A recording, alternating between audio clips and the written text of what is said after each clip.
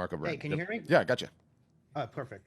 I got a question. Mm-hmm. I've been a photographer for about 9 years now. I've been on Okay. Fine Art America for about 8 of those, Okay. and Instagram I have about 1,500 followers. My Okay. Facebook business page about 1,200. Okay. To me, that doesn't seem like a lot compared to what a lot of other people have. Mm-hmm.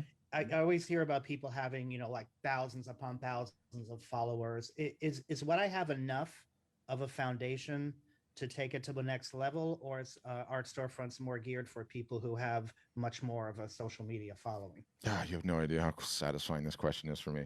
So I'm gonna not play inside baseball while I play inside baseball. We have a gentleman that has 1 million followers on Instagram. Okay, 1 million followers on Instagram. We have a 26-year-old kid who is a photographer who has 2,200 followers on Instagram. The 26-year-old kid is absolutely destroying this other gentleman in terms of overall print sales. The point is that not all Instagram followers created are the same, right? And Mhm. I look at that. It's selfishly a tangent. Let me come back to it. One of the things that we do is, there are so many artists and photographers that are not successful and so few that are, that when you have really successful ones, you end up wanting to go and tell the story, right? And so we'll bring them in and tell case studies and like what they've done. I mean, they're customers, right? With this one particular kid, I don't want to do it because his following and his email list is so tiny. How the heck is he doing so much? And he's like multiple six figures a year. He's like killing it. Um, but the larger point, you can't. In our mind is like in variations of it are like, what are the best selling sizes? If I just know what the best selling sizes are, then I can just make sure I have all those sizes and I will sell, right? Or what's the best selling media types? If I just know what the best selling media types are and I put those in my store, I'll sell. What's the magic number on Instagram or Facebook followers and email list? You can't compare your beginning to someone else's middle, your beginning to other person's beginning. It's all irrelevant because there's so many different factors that play into it, right? We help with every single solitary aspect of the problem. You can have nothing. Start from nothing. We'll teach you the techniques and tactics to do it. Where you are, does it help when you have a little momentum to start? You'd better believe it does. It makes things significantly easier to start. So that'll help give you some momentum and get things going. But there's no like numbers that you can easily just one times the other and attempt to like evaluate the level of the business. It's sort of crazy how that works in art. Part of it's like, sort of the arbitrary nature of it, right? Like, sorry, my kids having a tough day out there. You can probably hear that. So they're just homesick today, and there's nothing I can do except lock my door. I'm sorry.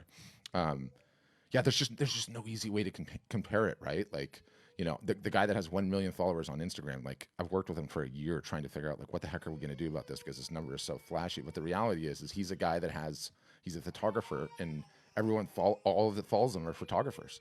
So probably 850,000 of those followers, they're not fine art customers, right? So that's how Yeah. this kid, and hold on, I'm gonna have to, mention something about Vanessa.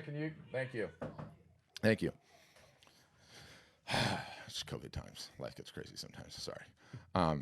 So what you have is good to start. Let me ask, and you don't have to tell me exact numbers. How's Fine Art America work for you? I didn't do much the first 5 years, Mm-hmm. and then I think in 2019 I netted around 3,500, Mm-hmm. and then last year 2020 I netted around seven. Mm-hmm. And I have about not much. I have about 100 people on my mailing list for a newsletter. Yeah, So I mean, it took a long time, for sure. and it's the way the Fine Art America works. You have a few sales and you start to move up in the search results. So I'm Yep. not sure if the sales that I'm getting is because of anything that I'm doing, or if I'm just getting lucky. Um, Yeah. but it's been a long road.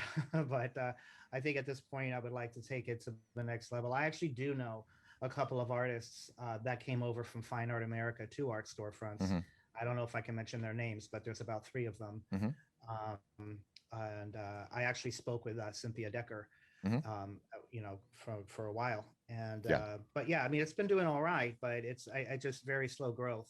And Yeah, and even of the slow growth, and it's like, a lot of times we get pigeonholed as like attacking the various other different services. Nothing could be further from the truth. yeah, I've and been they I've been also in. do. Yeah, You don't really have any control. I mean, no, if I want you a don't set the website with a rules. great background, I can't do it. Or Yeah, if they will you don't decide set to the run a rules. sale, which is actually what they're doing now. Yeah, They're always running sales. You can opt out of it, but then you won't show up in their search results if you do. that's right. So That's right. it's kind of a mix bag. Yeah, with any, like, my official position on it, and I feel so strongly about this, is like, it is so hard to get any revenue source working. If you get a revenue source working, squeeze it as hard as you can and do not disrupt it to the best of your ability. The problem is that what people will do, what you probably likely did in this situation too, is you put all your eggs from a revenue standpoint. I'm not talking about the service component of your business, the fine art component of your business. You put all your eggs in that one basket in lieu of building attention that you own and where you control the rules, right? And really, your own website, your own email list is the only place where you control the rules, right? Even we're all renting on Facebook and on Instagram and Fine Art America and TikTok and Twitter and YouTube because they can change the rules at any point in time, right? One day you can be on page one and getting all the action. The next day you can rip the rug. You have nothing to say about it, So you have to build for attention that you own. And it takes time, right? It takes time. And you don't get your customer information either. Unless it's a disaster. It's a disaster. Unless it's a they disaster. happen to email you, you don't get their information at all. It's a disaster. Customers. I always cite. Do I have it over here? I always cite Weiland's book, and depending on who you talk to, Weiland, the whale guy, is the best-selling artist in the United States right now. And doggone it, where's the book?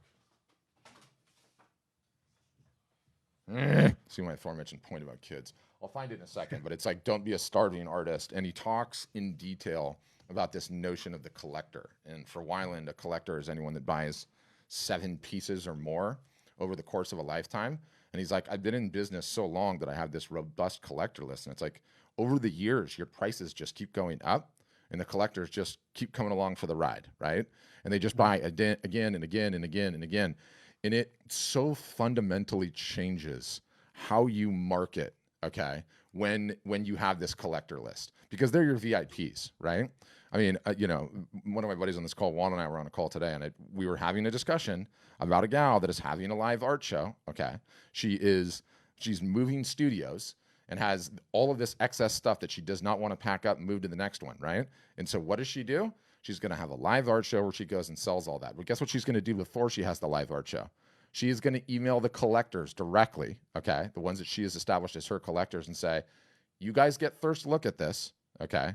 And anyone that wants anything, you just let me know. It's yours. I'm going to run the show to everyone else on Thursday, right?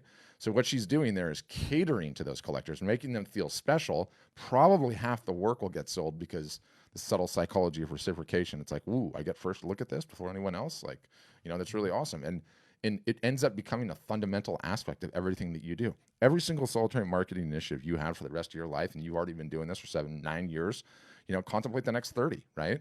The next 30, every time that you have a show or every time that you have a new series, who's going to see it before everyone else? The collectors. Why? Because they've already bought stuff. They'll buy anything from you. Guess what? When you don't have that information, that is a tough way to run this business. And you have to put yourself in a position where you're getting it. And look, you're at Fine Art America. It's no different for everyone else. It's at a retail art gallery, right? They don't have any idea who their collectors are either. That's like, there's a reason they don't give you that information. It's the most important. Just out of curiosity, what is it? So I made an assumption. I shouldn't do that, but is there a service-based component to your photography business, or do you just do fine art? I just do wildlife and landscape, Milky Way, that kind of thing. Yeah. I'll make it quick. Many years ago when I started, I looked for a website. My name is Mark O'Byrne. I could not, for my website, my name was already taken. Yeah. So I used my middle name. I have 2 middle names. Don't ask me why. I do too, by the way. Annoying. Thanks, Dad. I use the name markandrewthomas.com. Okay, that's available. That's where I'm going, which it just links to my fine art anyway. But it seems to be causing a lot of confusion on my social media. Like I had a woman going to buy, she goes, wait a minute, I went, who's this Mark Andrew Thomas guy? And I had to constantly explain to people. So I got a domain name that sounds really cool. It's visualvoyages.com. I've always heard that it's better to use an artist name, but that would also eliminate the confusion. I could actually use my own name, but then I'm afraid that might sabotage whatever following I've gained through using this other name, which I now regret doing, but I'm not sure how to approach that either in terms of what brand I should use, or if I should even rebrand at all at this point. Yeah, I mean, this is one of those funny things where you start out with the best intentions, thinking that the brand is going to be a name or it's going to be your name and what's it going to look like. The reality is that you sort of only get some input on what the brand ends up being, right? Like sometimes you just get pigeonholed on it, but I wouldn't worry about it in today's day and age. It's pretty easy to fix all of these things. No one's coming to what you have to ask yourself is, Is the name of the website where people are going to come and buy my art? I can tell you conclusively, absolutely not. So what the hell are you stressing about it for? All right. Zero Cool. need. That takes care of that. Yeah, zero need. All right. Thank you. What's up, YouTube? Thanks for checking out the Q&A. What if you have your own question? First, you can leave me a comment below on this YouTube video. I see them. I will respond. Number two, definitely encourage you to subscribe. It's very easy to do. There's some fancy motion graphics going across the screen now, but there's a subscribe button. There's a bell button. You'll know when we're live. You can come on and say, Patrick, I have a question, even from your YouTube app, which is super handy. And then the third is 3 times weekly, Monday, Wednesday, Friday, free Zoom calls. We call them the Art Business Workshops. There's going to be a link directly below me in this description. You can sign up. They're free. You can come answer your question, which I'm sure will be awesome. And I will do my measure best to make sure my advice is slightly better than marginal. No, but in all seriousness, I'll take a crack at answering it. Thanks for checking out this video.